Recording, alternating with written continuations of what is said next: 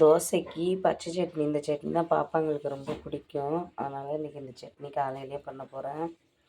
இதுக்கு வந்துட்டு கருவேப்பிலை கொஞ்சம், காஞ்ச மிளகாய், தக்காளி, அப்புறம் பூண்டு, கொஞ்சம் புளி, வெங்காயம், இதெல்லாம் போட்டு நல்லா இப்போ அரைச்சிக்கணும். நல்லா அரைச்சி வச்சு பாருங்க. இதுக்கப்புறம் இதை கடுகு ஊற்றி கடுகு போட்டு நல்லெண்ணெய் ஊற்றி தாளிக்கணும். கடுகு போடு. போதும் போதும் போதும் போதும் பாப்பா.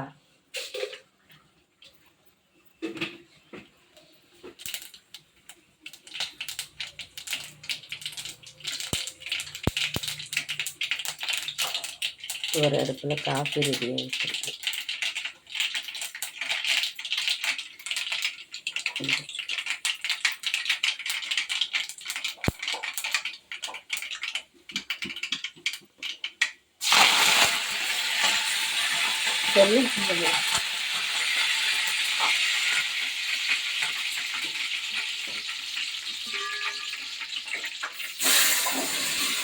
சட்னி கிட்ட வைப்பேன்.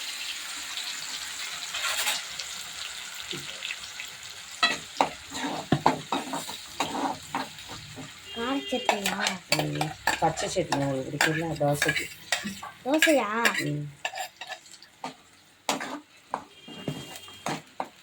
தாளிச்சாச்சு பாருங்க. அவ்வளோதான். இது சூப்பராக இருக்கும். இந்த சட்னி தோசைக்கு செஞ்சு சாப்பிட்டு பாருங்க. எங்கள் வீட்டில் பசங்களுக்கு இதை தான் கேட்பாங்க.